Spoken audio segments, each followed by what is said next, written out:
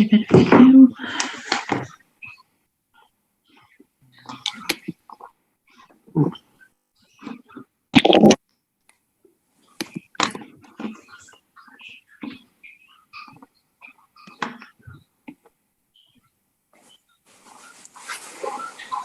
Hi.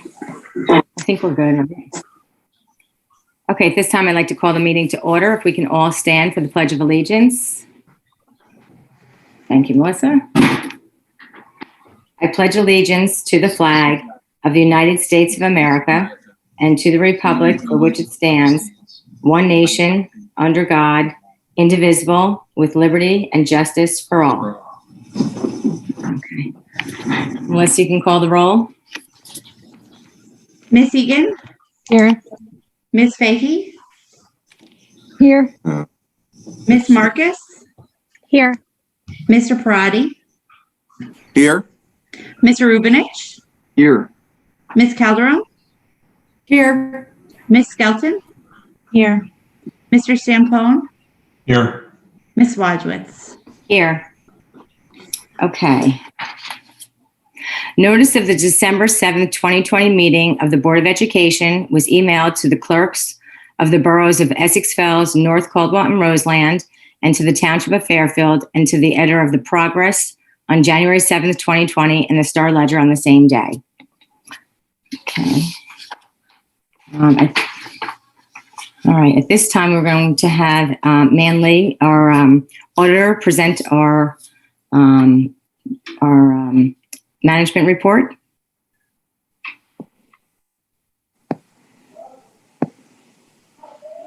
Good evening, everybody. I'm glad to see everyone here. Sorry we can't meet in person.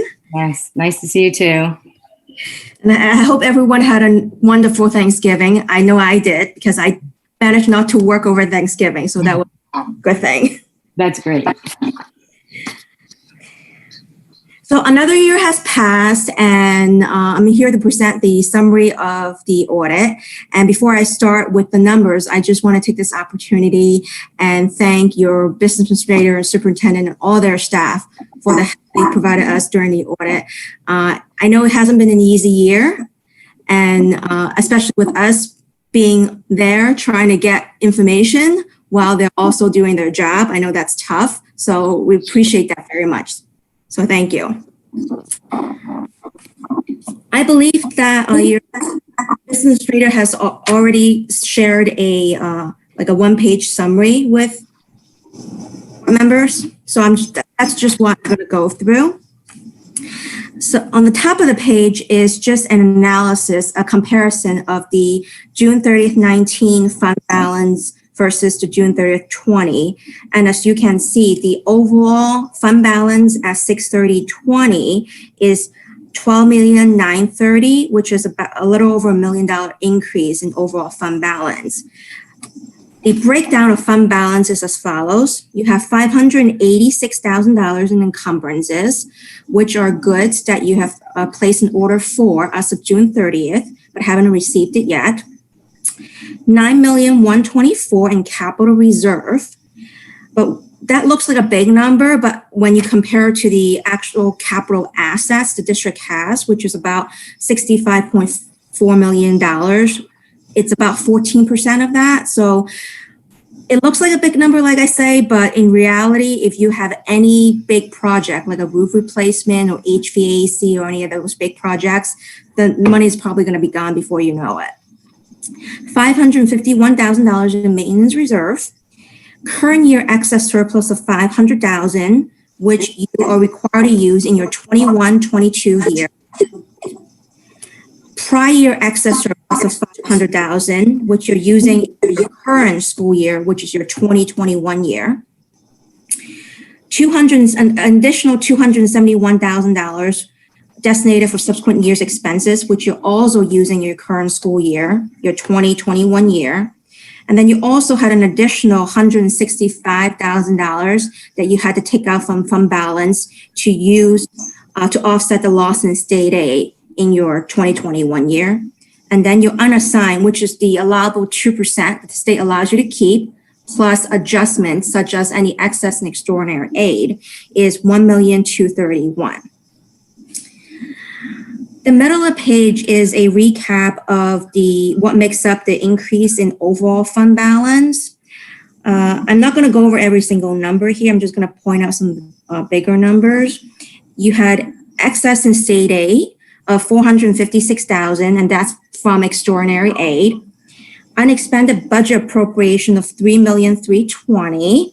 But if you actually factor in the $586,000 in encumbrances, the amount unexpended is $2,312,000. If you take that and compare it to your total budget, which is approximately $42 million, that's only about 7%.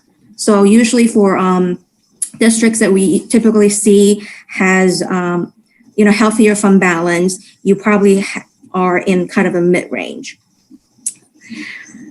Utilize surplus of $753,000 during the year, and then you had withdrawal from capital reserve and maintenance reserve of a little over $1.2 million through the budget process, through board resolution, for various projects. And then you also had an additional budgeted withdrawal, which are through the budget process from the capital maintenance reserve of close to $200,000. The bottom of the page is just a trend of the fund balance that you've been using, you used during 1920, that you're going to be using this year and then the following year. And as you can see, it looks like for the 2021 year, which is the year you're in, it's higher than normal, and that's because that's due to the loss in state aid.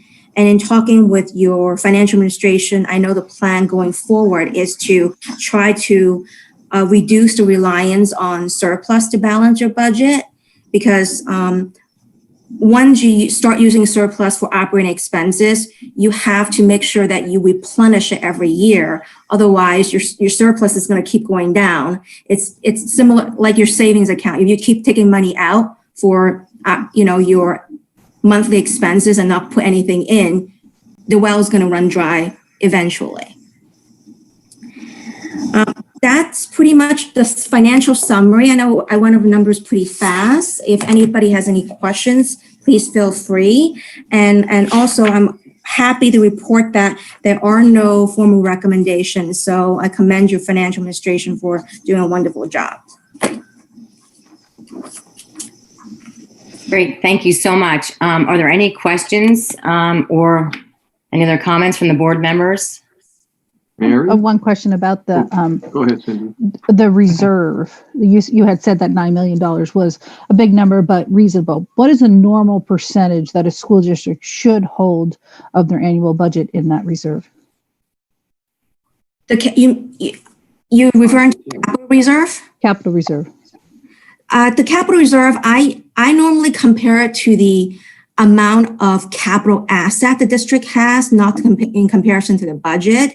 Oh, I'm sorry. Yeah, you had said 14%, of that. 14%, it's about, I guess I have seen anywhere ranging from 10% to up to 40%.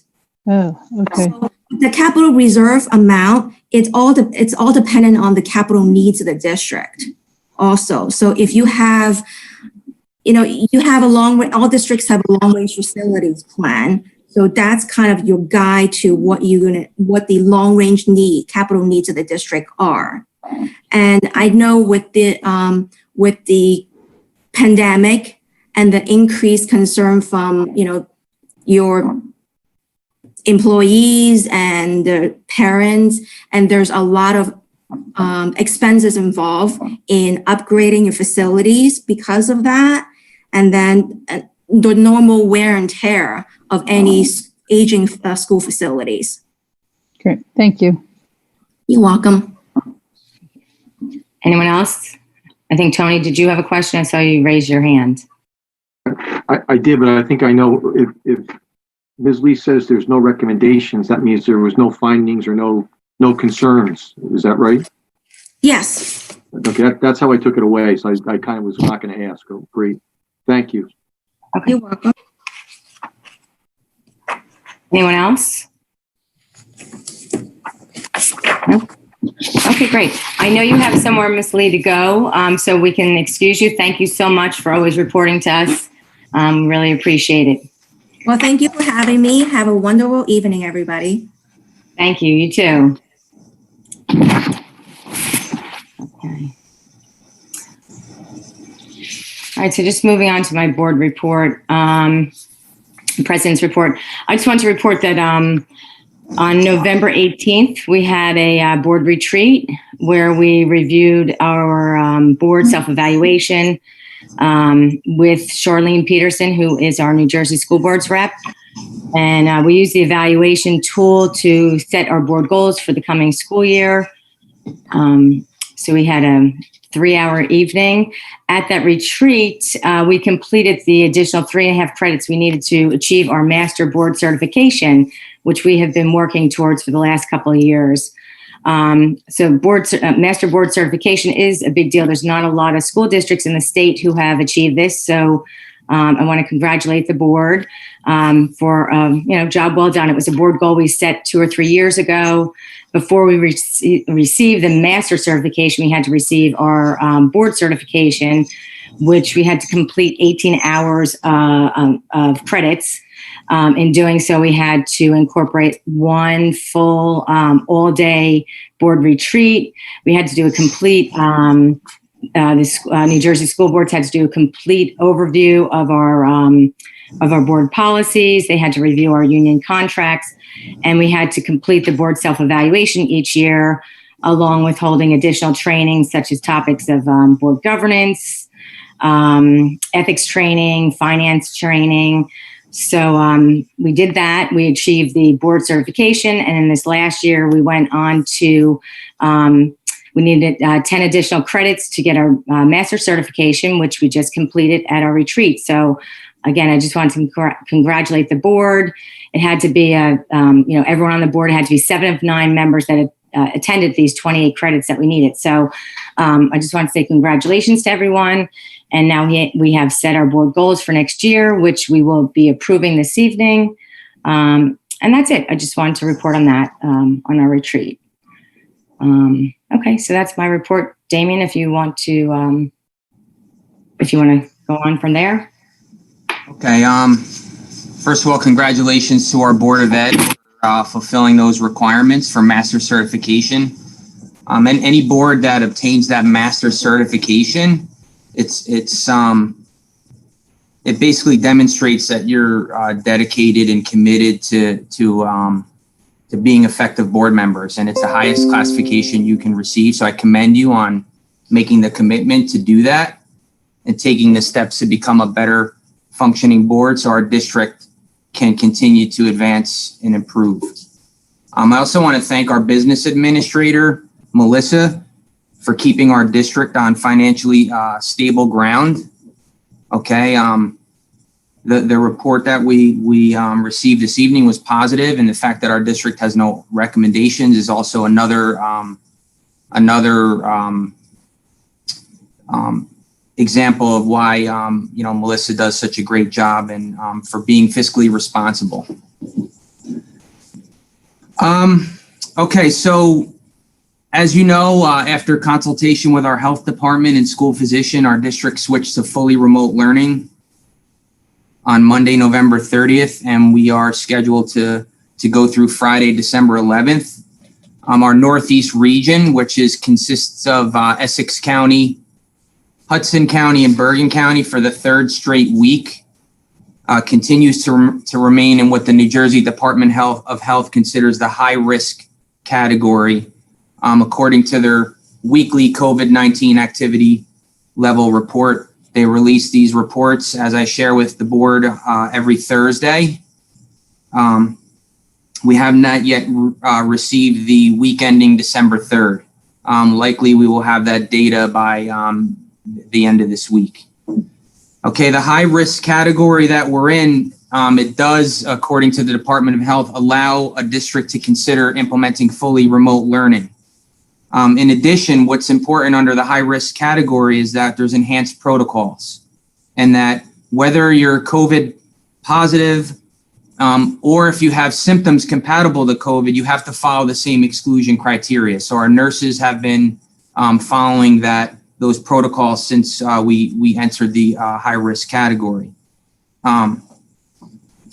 In the week leading into Thanksgiving and those weeks leading up to Thanksgiving, the process did result in a large number of staff members and students being subject to quarantine for any number of reasons, and it started to impact our ability to execute our hybrid model in the most optimal environment. Although we were not seeing transmission in our buildings, fortunately, our schools were starting to get impacted, such as lower attendance in the buildings, and a higher number of employees were required to telework. We combined that with the concerns about the holidays, the gatherings, people coming back, people getting together, travel implications, and we anticipated that there would be a greater transmission following the holidays. So we decided to go remote to give us those 2 weeks in case cases did come up, and it would allow our team, our pandemic response team, our nurses, our health department to be able to work together to carefully and safely review those cases. So with that said, the cases that we are aware of, our nurses and our health department have been working diligently on over the past 10 days or so. As I mentioned in the communication that I put out to the board and to the community this week or last week, our school community is experiencing a significant increase right now in pending and positive cases. And according to the health department, those cases currently under review, they all fall outside of the period when anyone at our campus would have been exposed. However, our school nurses and our health department still must continue to look at all these cases. So this situation will remain fluid, and we will continue to monitor it closely. Our meetings with our health departments have increased from once a week to twice a week. Okay, and they've expanded from just our team to we kind of have our own consortium now where we meet with our sending district superintendents, the James Caldwell superintendent, and we bring in all the health officers now from all of those health officers that cover those towns. So we did that to create some consistency, to make sure that we're all working together and we maintain those open lines of communication. The K through 6 districts, they have some challenges that they're facing different to what the high schools would face. But in any event, we still work together and we still try to meet with our health departments and try to, like I said, be in constant communication with one another. Just so the board knows, about 2/3 of our county right now, the high schools are operating fully remote and are not likely returning to in-person instruction until after Martin Luther King Day in January. Okay, we will continue to monitor data. We do plan on, at the moment, reopening on December 14th. We do believe that there's some value in bringing in students for those days. We would be able to get each cohort in twice before the holidays. However, in order for us to do that, we need to feel confident by the end of this week that we've identified all individuals that need to be isolated or quarantined. Okay, we need full cooperation from our community to do that. When it comes to reporting the cases to the school nurses, following our protocols, keeping children home if they're sick, keeping children home if family members are experiencing symptoms, and then cooperating with health officials and our nurses if we call. Okay, so we can identify people that need to be identified.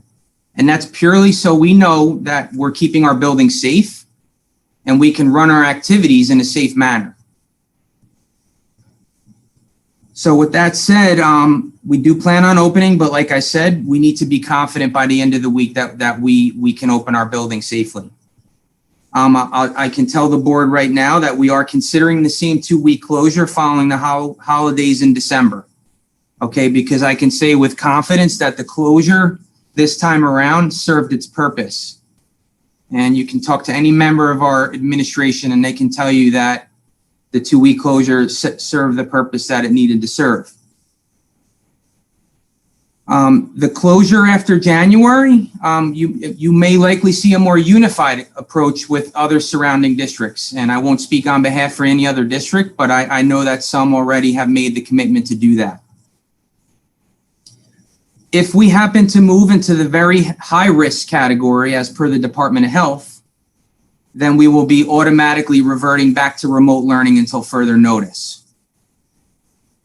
Moving forward, we're going to continue to look at public health data. We're going to continue to seek guidance from our school physician. We'll continue to work collaboratively with our health departments, seek medical guidance to drive all of our decisions. Okay, we will continue to be thoughtful and thorough with our decisions, and we will continue to stick to decisions that are incremental rather than long-term if we're able to do so. That's it right now with regard to COVID. I do want to let the board know or acknowledge the fact that we are aware of a high school petition that was recently created on change.org in opposition of recent adjustments that were made to the bell schedule, which began on November 30th. And I just want to make a few comments about the petition. First of all, students are key stakeholders in our school community, and their input in previous surveys has always been taken into consideration, and we will continue to include them on future surveys.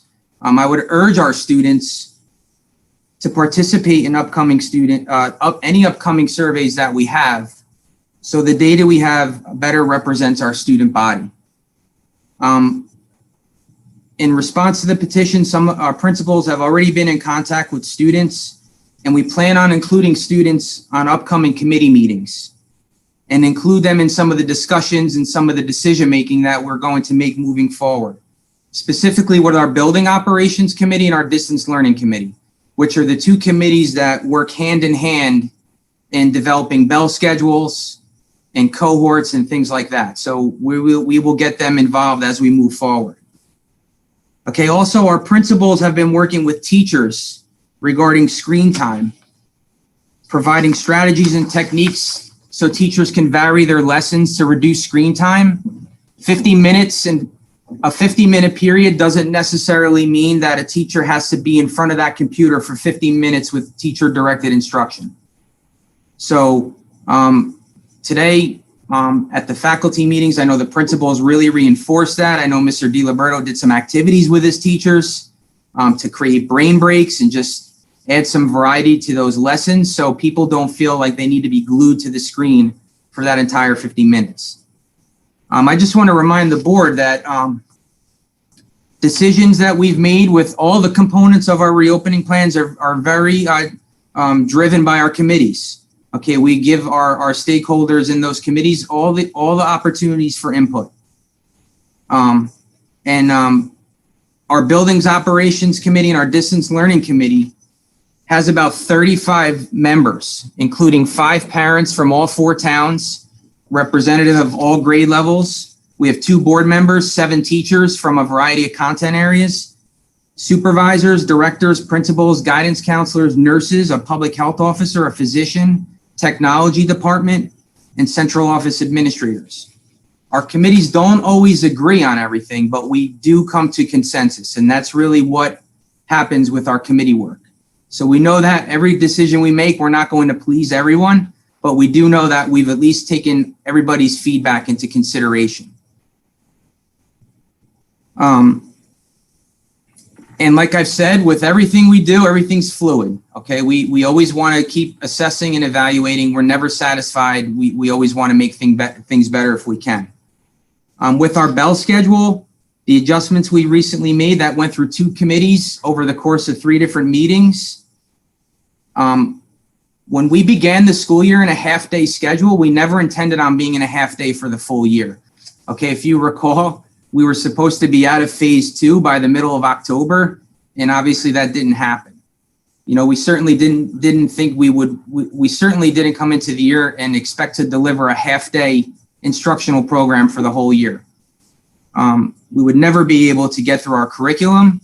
We would never to be able to properly prepare students for standardized testing in the spring. for coursework for the following year. So we had to adjust our schedule in a way where we can provide for added instructional time because based on the current conditions, it's unlikely that we'll get to a full day of school anytime soon. We also need one schedule. Okay, with the uncertainty of COVID, with the potential for short-term and long-term closures, with the weather coming, with the winter, with the possibility of delayed openings, early dismissals. We have to take transportation into consideration because we do share busing with our sending districts. We need to be able to satisfy a certain number of hours in our school day. All of that needs to be taken into consideration when we're developing our schedule. We did feel that Wednesdays served its purpose as the all classes meet day, and all the committees were unanimous in not wanting to adjust that. We did take a look at 5 other school districts locally, and we did take some of what we saw there with the afternoon login requirements. Some districts have 2 blocks in the afternoon, some have 4 blocks in the afternoon.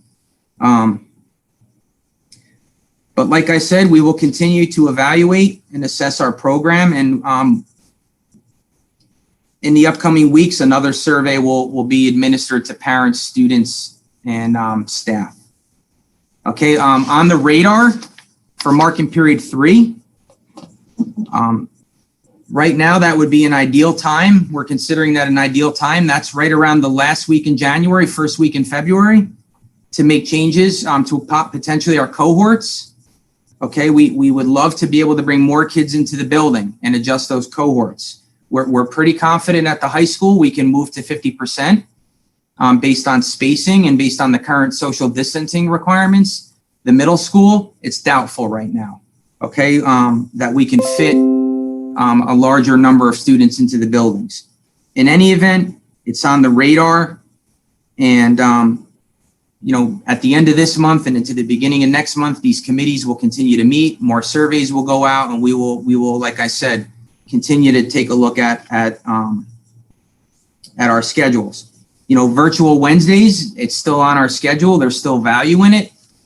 Again, if things get better, if the conditions improve, maybe in the spring, maybe at that point, we can even look to eliminate virtual Wednesdays and possibly have more kids in the building more frequently. Again, it's all based on how the next couple months evolve. And on a side note, all of our other committees are continuing to meet, such as the SEL committee, the medical committee, and our extracurricular committee.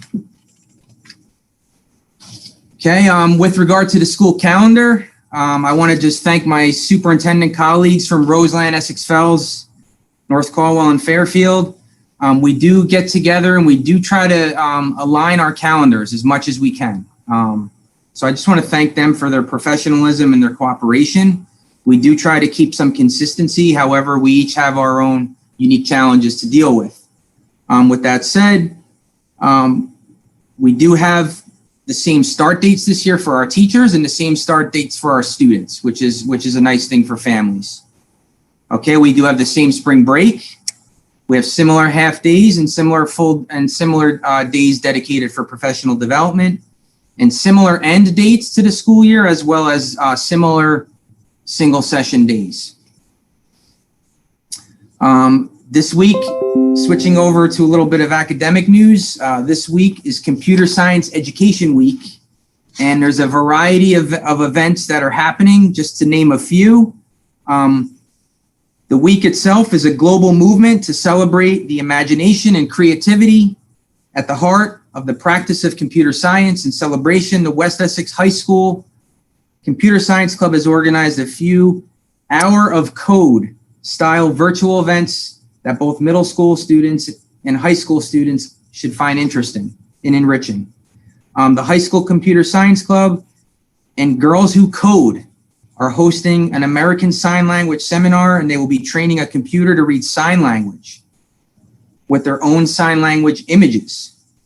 The Girls Who Code Club is also offering a free virtual panel event hosted by Girls Who Code on Thursday, December 17th for aspiring female scientists who are exploring college majors and career paths while in high school. This event is a great way for students, not only for girls, to be inspired and interact with successful female tech makers.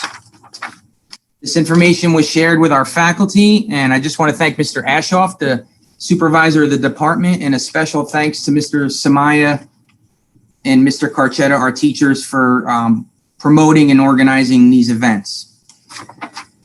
And last, and thank you for your patience, board members. In music news, in the spirit of the holiday season, the West Essex District Music Department will be hosting their first ever Ring Out the Bells play and sing along on Thursday, December 17th at 6 p.m. One and all are invited to step out on their front porch or front yard and play or sing jingle bells and spread holiday cheer together while apart. More information on this event will be posted on our district website and emailed out to all families. In closing, I just want to wish our Board of Education and West Essex school community happy and healthy holiday season. Thanks again for your patience. A lot of great stuff to report out. That was a lot of great stuff. Thank you, Damien. Really appreciate it. You were very thorough. All right, moving on. Ms. Hobie and Ms. Tamburi. Hi, good evening. Thank you very much. Again, I would also like to wish the board and everyone a happy holiday season and continue to stay safe because we love to have the kids back in the school as soon as possible. Again, this is the semi-annual HIV report, which we are required to do. We are required to report our cases out in public. And this chart is very simple and easy to read. For the high school, since September through to December, I have had 2 cases. None of my cases have been founded, and there are none pending. There are none sitting that we're investigating at this point. Ms. Tamburi has had absolutely no cases at all this year so far. My case had to deal with race. It had to deal with a particular denigrating word that students thought was funny, but we were not able to identify the student. And then also it fits, the other one was in the other category that was a basic and electronic threat, which we were not also able to corroborate.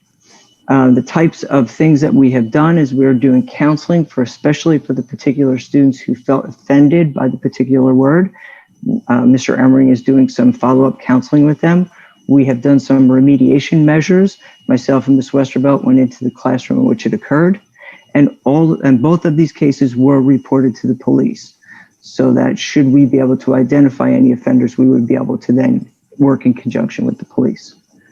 Ms. Tamburi doesn't have anything to add, do you, Ms. Tamburi? No, thank you, Ms. Hobie, and good evening, everyone. And I want to wish you all a very happy and healthy and safe holiday this year. As of now, the cases at the middle school were at a 0, but it doesn't mean that we haven't been addressing some issues and concerns as well, but they did not rise to the level of harassment, intimidation, and bullying. So our students are all on track on making good choices. And if they see something, they'll say something. So that's where we are at this time. Great. And if anybody has any questions, I'd be happy to answer them.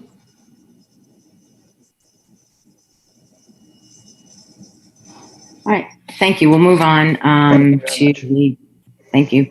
Principals reports. Good evening. Dr. Dunn. Good evening. Happy holidays. And it's my pleasure to kind of review some things going on at the middle school. I'll first start with our counseling department. As some of you may recall, our Mindful Mondays are up and running again this year. We've talked about it previously, but just as a reminder, the program focuses on establishing a positive mindset and implementing strategies to reduce stress. These strategies are so critical for everyday life, but obviously even more so during a pandemic. So if you have a child or if you know of a child who may be struggling, please be sure to reach out to one of our counselors. This is a wonderful opportunity to help teach our students some coping strategies. Our counseling department has also incorporated a Find a Friend scavenger hunt. They did that earlier in the year. And that voluntary opportunity allowed our students to have some social interactions with their peers and also served as a way for students to make new friends. Well, in November, the counseling department continued their approach and played a few rounds of bingo, virtual bingo during lunch, and had a great time. Students, teachers, and administrators have all been participating, and the counseling department has been doing something about once a month. So please encourage your child to attend. Again, it's a wonderful way for our students to feel connected to the building, to de-stress, and to make new friends. The middle school incorporated enrichment tutorials. Our supervisor of mathematics, Mr. Greg Ashoff, developed this brilliant idea of enrichment tutorials. And the whole premise is to provide optional learning opportunities for those students seeking additional challenges. Essentially, the goal is to provide rigor that is also relevant and engaging. Mr. Ashoff has taught 2 classes thus far. His first lesson pertained to probability as it relates to games of chance. And his second lesson used the computer game Among Us to explain logical gaming decisions.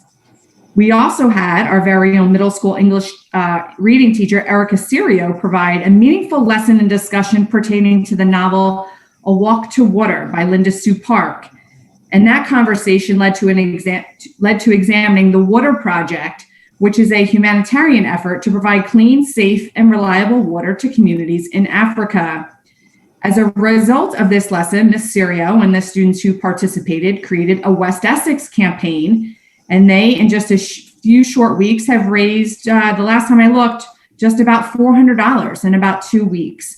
And so in a world where people all too often focus only on themselves, it is certainly refreshing to see this campaign. I'm so very proud of Mrs. Serio and all of our middle school participants that are serving as role models for all of us by demonstrating the importance of empathy and compassion toward others. And this week, on December 9th, high school English teacher Erin Meyerson will review film studies through the lens of action films. So we advertised something about Captain America, so hopefully it should get some middle school kids engaged. So again, I'm just very grateful for Mr. Ashoff and all of our teachers who are willing to give of their personal time to challenge our students to think more critically. Enrichment tutorials are offered every Wednesday during lunch, which is at 11 a.m. via Zoom. The Middle School Inclusion and Identity Multicultural Club is officially up and running. This month, the club is having a virtual potluck to celebrate and share family holiday traditions as a means to celebrate our unique cultures. So that's a great opportunity for our kids. The middle school will implement MAP testing this January, most likely on January 25th and 26th. As you may recall, we implement MAP testing twice a year. We had our first round back in September, and we'd like to do it again at the midway mark. The testing session will allow teachers the opportunity to review student growth from the September administration until now. And then teachers will obviously utilize this data to differentiate instruction as needed. And logistics will be forthcoming in future newsletters. We're in the process of rescheduling our school picture retakes, if that's an interest of anyone. And we are also joining Senator Panaccio's annual toy drive this year. We will have a one-day collection of new unwrapped toys on Monday, December 14th, outside the entrance.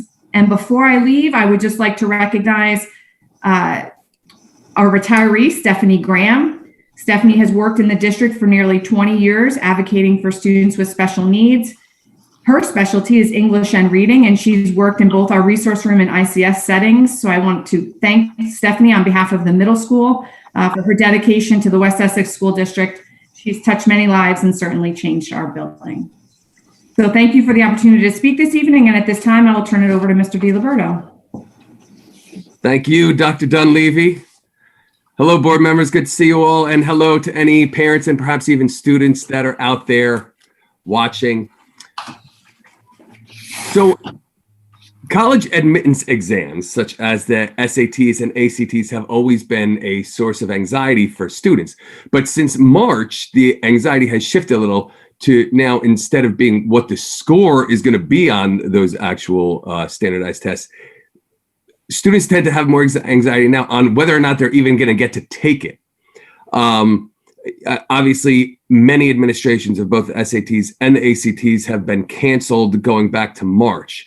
If you recall, and in fact, these board meetings have even been a platform on occasion for people to express their concerns about the SATs and ACTs and what we were doing with them.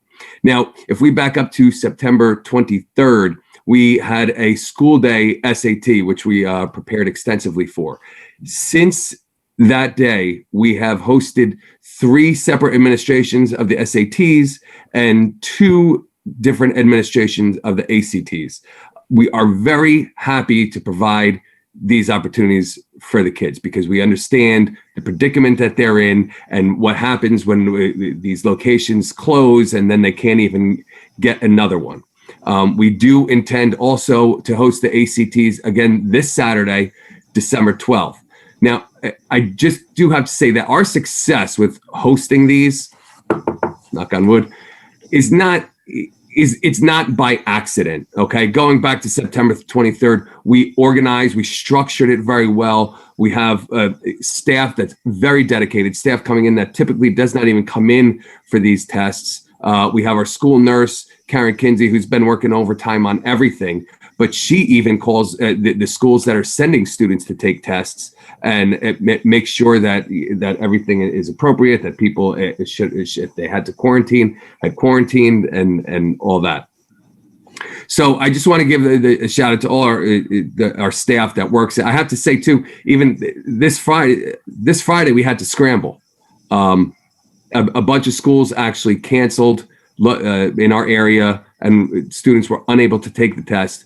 This past Saturday, we had about 70 different students taking the test. Some were West Essex kids, some were students from elsewhere. And even I heard through the grapevine that the parents from other districts were very appreciative and impressed that West Essex was still able to host. But I'll even say that Friday we had to scramble a little bit. We worried a little bit. We lost a few proctors last minute, and Amanda Fernicola, who is always fantastic, was able to secure a few more proctors from among our staff. So thank you to Amanda Fernicola. Thank you to Karen Kinsey, Julie, who I know you go in and you've been going in. Pete Davis goes in. All these people that are part of making these happen. So thank you.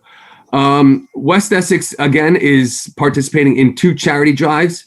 The first one mentioned here is the one that Dr. Dunleavy just mentioned, and NHS and Key Club both participate in that in cooperation with State Senator Joe Panaccio. And Melissa, if you can give me one more slide, just skip a slide.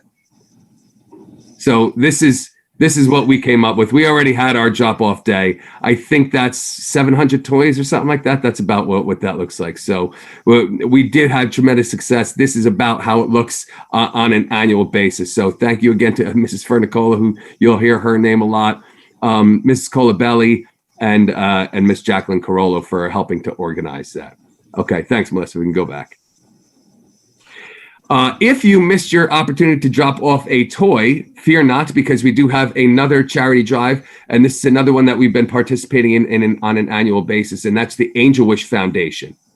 And the Angel Wish Foundation takes online donations for sick children in hospitals all over the world. And right there is the URL address. I will also include that in a newsletter that I have coming out either tomorrow or Wednesday at the latest. But if you'd like to go on sooner, it's just angelwish.org/WestX. And we still are celebrating our ShopRite stars. So our first marking period ShopRite stars. And I'll give you just a little bit of an overview too of ShopRite stars since it's first marking period. So we've had this program since 1999. ShopRite has been bestowing awards on individuals.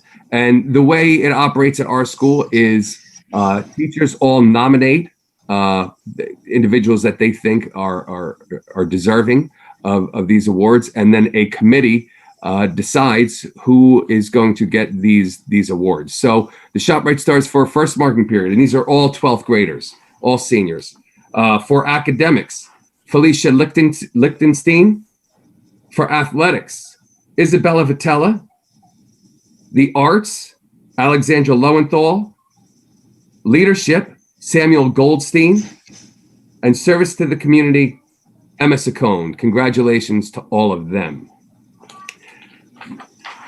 Another new program that we're very excited about that we're launching at West Essex is the Seal of Biliteracy program.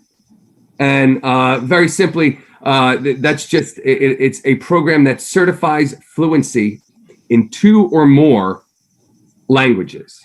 Okay, this is a program that New Jersey started participating in 2016. Obviously, a certification of fluency in more than one language has a few benefits. Of course, it looks great on a college application, and obviously, in an increasingly global job market, it makes any candidates more marketable if you can speak more languages. The process by which people become certified is that they are identified. Any possible potential candidates are identified by teachers, and then the certification actually comes through testing. And there are a multitude of different tests with all crazy acronyms and lots of letters attached that they can take and pass to guarantee that they are proficiently fluent in those languages. So we're very excited about that. We hope to have a group of kids this year that get this seal of biliteracy. As far as athletics go, first of all, I just want to say that I am so happy for our student athletes that they were able to participate in their fall season.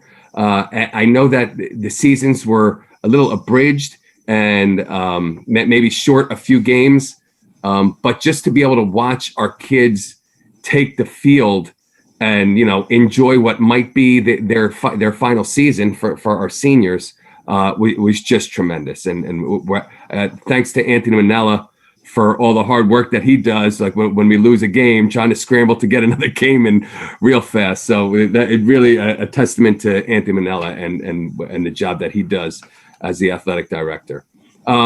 Football was undefeated this season. It was a shorter season, but they were 6-0. They won their conference, which is called the Patriot White Division. Field hockey went 13-0-1. They won their conference and also won the state tournament for the Northeast region. And girls soccer also had a great season and went to the semifinals, but lost in a real tight and aggressive game. Also in athletics, 13 student athletes, 13 have already committed to playing in college. And I will, you know what, I have them in front of me. I'm going to read their names right now. Just go through them quickly. Dominic Capola will play baseball at County College of Morris. Rebecca Desiderio will play field hockey at Wagner College in Staten Island. Alexa Humus will play soccer at Shenandoah Valley University. Garrett Kessler will play golf at Rutgers University. Hunter Krause will play lacrosse at Stockton University. Ava Lozito will play golf at Monmouth University. Gabriella Maisto will play field hockey at Montclair University. Andrea Norman will play soccer at Washington College. Vincent Panzerino will play baseball at Marist University. Emma Ribeiro will play soccer at DeSales University. Tyler Sorrentino will play baseball at College of Charleston in South Carolina. Isabella Vitella, ShopRite star, will play soccer at Caldwell University in New Jersey. And Justin Wack will play baseball at Misericordia University in Pennsylvania. Congratulations to all of them. Thank you very much. And Mr. Gupta, I turn it over to you. All right, thank you, Caesar. Good evening, everyone. Just wanted to finish off in my curriculum report tonight is more of just a review. As Mr. Machochi mentioned, we started this schedule on Monday. So the beauty of this, as you can see in the title, is this is the schedule that we'd follow for both hybrid or distance learning. So when our school is currently closed and we have no cohorts in person, we can follow this schedule. And when we're back in hybrid and kids are back in the building, we can follow this same schedule. So just to kind of summarize what this is, so it's a 7:42 start time. Our class periods are 50 minutes, which is the same length of time that our distance learning schedule has always been. The big difference here, of course, is the lunch is an 88-minute lunch. And the beauty of that is that if we're in hybrid, that gives our students, the cohort of students who are in person, that gives them time to get home, to eat lunch, get off their buses, stretch, do whatever they have to do, and still be able to complete their school day by logging on to Block 6 virtually. So that is the big difference. And Melissa, you can go ahead and go into the next slide. And I just kind of want to go through some of the adjustments, some of the highlights that some of the reasons, of course, are obvious, but some may not be as obvious. And I know we have parents and maybe even some students on, so I just wanted to go through some of these. The unified schedule was such an important part of this decision.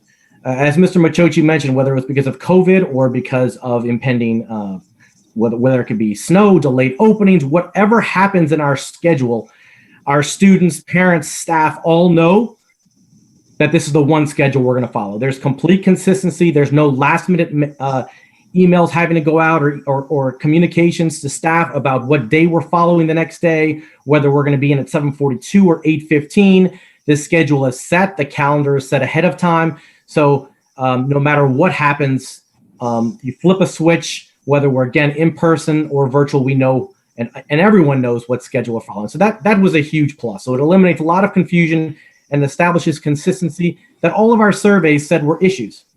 The surveys that went to students, to staff, and families all said that one of their biggest concerns the first time around was all these different schedules. So we made that a priority, and that's one of the huge benefits of this unified schedule. The 50-minute classes, as I think Mr. Machochi and even Mr. Diliberto alluded to, and I don't know Dr. Dunleavy has emphasized in her class, it's not just the 50 minutes of instruction. We are trying to maximize the time that students spends in person if they're hybrid, and even if they're virtual. We're trying to maximize the time that these kids have to interact with teachers, interact with other students. That's part of the social emotional learning piece. We don't want them logging out and disengaging and keeping to themselves. We want them interacting with others, engaging in conversations. So that 50 minutes is that extra time that teachers can do additional activities. With 35-minute classes, which was our previous hybrid schedule, teachers don't have time to do much. By the time you get everybody logged in, get them going in the content area, the class is almost over. So that 50 minutes of instruction is not just instruction. That 50 minutes of class time is important time to interact with the kids, and it gives teachers the opportunity to vary their activities. So we're very proud that we were able to build in the 50-minute class times, and that was something that was important to both the Distance Learning Committee and the Building Operations Committee that worked so hard on this. The extended lunch I mentioned, it is an 88-minute lunch block, which does provide students enough time to do everything they need to do, get home, take a break, move around, and then still be ready to go and fresh for the last period of the day. We looked at different options. We looked at different schools, like Mr. Machochi mentioned. If we went with an earlier lunch, we could have multiple classes in the end of the day. I know that was brought up by many and said, why don't we have 2 or 3 classes in the afternoon instead of just that one? But again, it goes back to, we want to maximize time with the kids.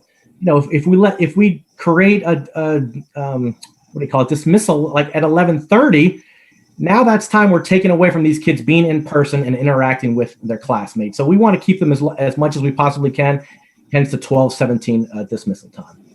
And another big piece that I was very happy to see stay, this was kind of the brainchild of the Distance Learning Committee and the Building Operations Committee, unanimously wanted to keep it, and that was the all classes meet Wednesday with the 8:15 start time. I'm sure if you're a parent, your kids have appreciated in a little bit, and we think it's important to have that midweek break to exhale, to focus on remediation and support and enrichment, maybe make up assessments. Kids that are struggling, you have that midpoint week to kind of catch your breath, have a different start time. And of course, that day is all virtual. So it was important that remained completely unchanged. So those are just some of the adjustments. It wasn't a lot of adjustments, but we do know, there was a difference between the hybrid and the distance learning, and their compromises have to be made. Certainly, the Distance Learning Committee comes up with the best schedule for distance learning. Building Operations has their best schedule. And after experiencing this and receiving other data, we realized that what was very important is having a unified schedule. And we've only been in this 1 week. We're looking forward to hopefully having cohorts come back in person and us being able to experience this schedule with in-person students. So we're looking forward to that. We would ask you to be patient. We will constantly collect data. We will constantly look to tweak and improve things. So this is just the next step in that ongoing process. And that's all I have. So if I don't get to speak later, happy holidays to everyone, and thank you. Thank you, Ryan. Thank you, everyone, for your presentations. Okay, moving on. Are there any board members who have any comments on any of the presentations or just comments in general? Mary, I have a quick comment. Yes. First of all, I want to commend the administration for responding to the student petition by including students in the committees. I think, one, it was a great idea, and I think we'll all learn a great deal from having their direct interaction and participation. So that was terrific. Lots of great information tonight. I would like to, in follow-up to Cindy's question about the capital reserves and the audit, and knowing that that amount should reflect our long-term facilities plan, I'd like to ask if we could have an update on where we are on the demographic study. I know it's been approved, but with everything happening, I'd love to hear where we are. Damien? I know. Melissa, go I ahead, think was Melissa. gonna. Yes, that's fine. Melissa, I go can ahead. speak about that. Sorry. Sure. So regarding the demographic study, actually, when we kind of closed in March, it took a back seat to the pandemic response. So I have been in contact with Dr. Grip, and we are in the process of doing the demographic study. I am actually going to be emailing finance and facilities to actually schedule a meeting with them also. But we are now moving forward with the demographic study. It did take a back seat in the beginning with the pandemic. Great. Thanks, Melissa. You're welcome. Does anyone else have any comments? Okay, does anyone have any board committee reports? And again, Go ahead, Jane. just really quickly, I represented the board as a member of the New Jersey School Boards Association Delegate Assembly on November the 21st. There were 234 school board representatives across the state that participated in this delegate assembly. There was only one resolution that was up for consideration by the delegates, and was really driven by a situation where a school board in Bergen County had a sitting board member who had one term left on their term and yet was running for an open seat that had 3 years. And so they were trying to obviously create a process to eliminate that. So a resolution was approved that the NJSBA believes that a board member whose seat is not up for re-election in the upcoming cycle should resign the seat currently held before submitting a nominating position to become a candidate for a board seat other than the seat currently held by the member on that same board, to hopefully eliminate that happening in the future. That resolution is consistent with other state law that has ruled in similar cases. So that's the report, and the board members have the details in their email. Great. Thank you, Jan. Okay, anyone else with any comments or any board committee reports? Okay, I know tonight on the, go ahead, did somebody say something? It's Tony, Mary. Just, I don't know if you Tony. want me to talk at all about the 12-month plan or the scorecard. Sure, you can have to. The board should recall last week I sent out as a result of the board retreat, we were able to close out on the remaining items from this past academic school year that ended June 30th. So that scorecard, which is, I guess it's not something we put up on the screen, but just for those that are listening on that don't know what it's about, there's some 98 key events that the board tracks itself to. It's a 12-month calendar with key events over the course of the academic school year, which begins, of course, July 1st through June 30th. And then we do allow up to 30 days we can trail to complete, so that it actually runs through the end of July. And had we had the board retreat, of course, in mid-July, which is what our plan was, we would have been in a pretty good position to complete, but that was deferred because of the COVID situation, of course. So I think, and Mary, you could correct me, I think we had the retreat scheduled once already, rescheduled once. It had to be rescheduled a second time. So that retreat wasn't until 18 November, which we completed. So that I put out the scorecard showing us complete for all 98 items. And if there's any questions about it, you can certainly ask me. I sent it out via email last week. And the only thing I thought maybe people might be curious about was there was one item on the CSA evaluation, which I was showing us as a red transition to green. it was merely red because we weren't able to, as initially planned. And again, this goes back to the academic school year that began in July 1st of 19 and ended 30 June 2020. We were going to ideally evaluate with the online tool, but we weren't able to do that this year. So I showed it as red with the transition to green because we could not do that because we needed to be fully trained with all of our board members on the actual online tool, but we did complete the evaluation. So we ultimately did, that's why it's shown as green. So 98 items complete, and we can call 2019-20 school year a wrap now.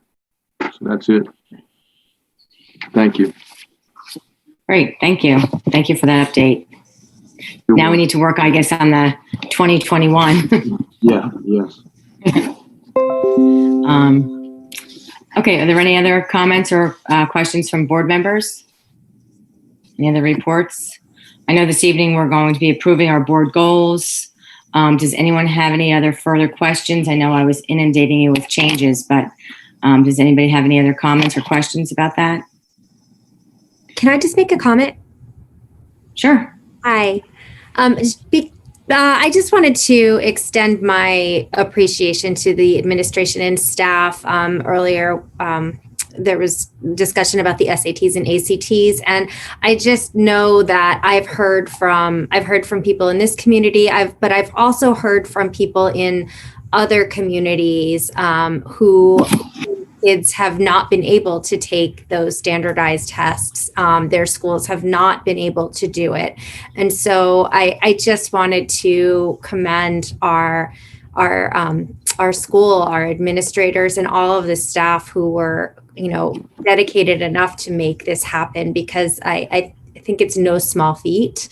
And I think it means the world to these kids to be able to offer some continuation of something somewhat normal as we move through the school year and they look to their future. So I just wanted to really, I wanted to just say a thank you and just wish everyone, and thank you also to everyone in the community. The community, I mean, our school, our whole district, the administration, the staff, the parents, the students. This has been a year that we'll all remember. And it's been hard on everyone, but I think that the support and the patience and, the tolerance of different opinions and perspectives has been, we're still rolling. And I think that's a testament to everyone's effort. So just thank you all. And I wish everyone, as this is our December meeting, a healthy and happy holiday and a brighter 2021 when we all return to our Zooms. So thank you. Thanks for the acknowledgement, Jill. I appreciate it. I'll make sure the appropriate people are aware. Absolutely. Thanks, Caesar. Great, thank you. Thanks, Jill. Anyone else? No. Okay, so at this time we will open up the floor for public comments. And I'm just going to say, just please remember that the agenda items that we will be voting on tonight, if you have any questions on, if you have any questions on agenda items, oh my gosh, I'm so tongue-tied. These are the items that we're going to be voting on this evening. Comments on our presentations this evening. Those comments should wait till our second comment section. And then also any specific questions or concerns regarding your individual child should be directed to the teacher or a supervisor or the building principal. Melissa will set the timer for 3 minutes so that we can be considerate of other people who would like to speak. And again, at this time, it's just questions on agenda items, which we will be voting on.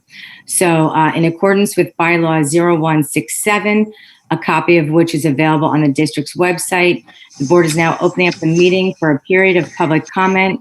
Please remember to announce your name, place of residence, and group affiliation if appropriate. Your statements will be limited to 3 minutes in duration, and the board will, of course, consider your comments as they relate to the obligations to effectively govern the West Essex District. So at this time, are there any questions on agenda items? No. No? Okay. Then we will move on to our agenda items. Okay, Tony, do you want to take finance? The following finance motions are made at the recommendation of the superintendent of schools. Anything placed on this agenda, items 1 through 12, will be voted upon in one motion, and I so move. Second. Are there any questions or comments from board members? No? Okay. Melissa, you can call the roll. Ms. Egan, Yes. Ms. Fahey, Yes. Ms. Marcus, Yes. Mr. Parati, Yes. Mr. Rubinich. Melissa, I actually did have just one question on the item with the coronavirus funds. Are there any limitations or restrictions on use with that you're concerned about? No, it can be used to purchase PPE, cleaning and disinfecting supplies, barriers, anything that the district might need to Okay. use it for. Okay, great. So it's like almost 50 grand, right? So Yes. Thank you. Yes. You got it. Ms. Calderon, Yes. Ms. Skelton, Yes. Mr. Stampone, Yes. Ms. Wojcicki.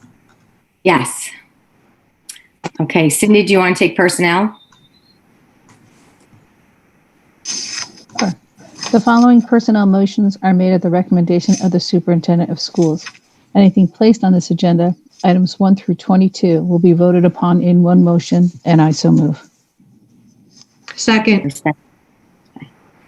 Okay, any questions or comments? Melissa, you can call the roll. Ms. Egan, Yes. Ms. Fahey, Yes. Ms. Marcus, Yes. Mr. Parati, Yes to items 1 and 2. I'm abstaining from item number 3. Items 4 and 5, yes. I'm abstaining to item number 6 and 7, I believe, through 22, yes. okay, you got it. Mr. Rubinich, Yes. Ms. Calderon, Yes. Ms. Skelton, Yes. Mr. Stampone, Yes. Ms. Wojcicki. Yes. Okay. Sorry. Deb, do you want to take curriculum? Sure. The following curriculum and special education motions are made at the recommendation of the superintendent of schools. Anything placed on this agenda, items 1 through 3, will be voted upon in one motion, and I so move. Second. Are there any questions or comments? Okay, Melissa, you can call the roll. Ms. Egan, Yes. Ms. Fahey, Yes. Ms. Marcus, Yes. Mr. Parati, Yes. Mr. Rubinich, Yes. Ms. Calderon, Yes. Ms. Skelton, Yes. Mr. Stampone, Yes. Ms. Wojcicki. Yes. Okay. Ray, would you like to take miscellaneous? Sure. The following miscellaneous motions are made at the recommendation of the superintendent of schools. Anything placed on this agenda, items 1 through 7, will be voted upon in one motion, and I so move. Second. I have a question. Yes. Sure, go ahead.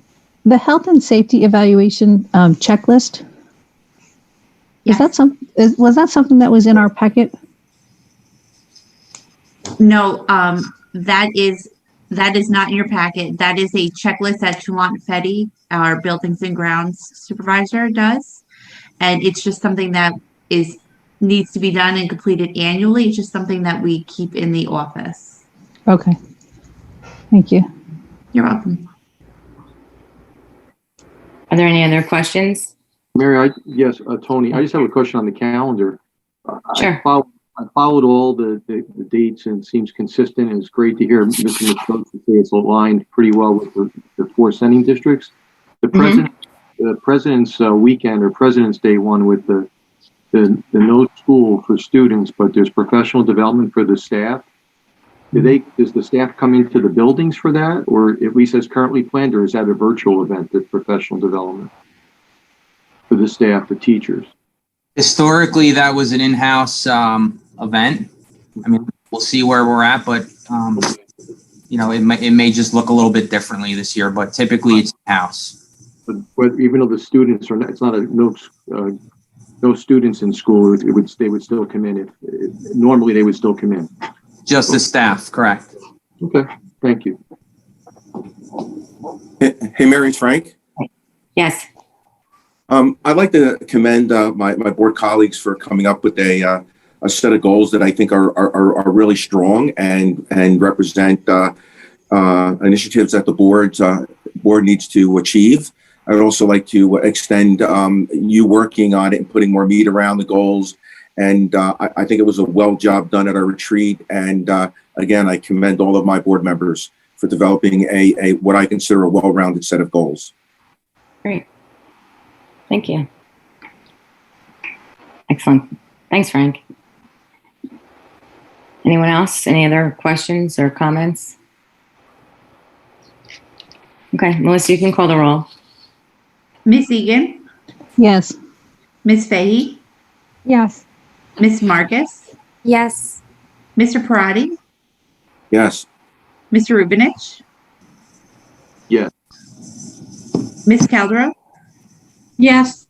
Miss Skelton, Yes. Mr. Stampone, Yes. Miss Wadwitz. Yes. Okay. At this time, I will open up the floor for public comments on non-agenda items. Same rules apply. If you would like to speak, please state your name, your place of residence, and we'll be limited to 3 minutes in duration. So please raise your hand and Melissa will let you speak.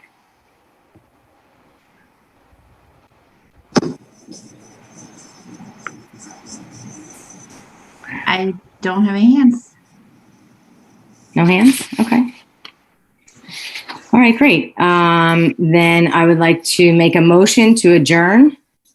Second. I have a motion. Okay. Second. Okay, great. Tony, do you want to read us out?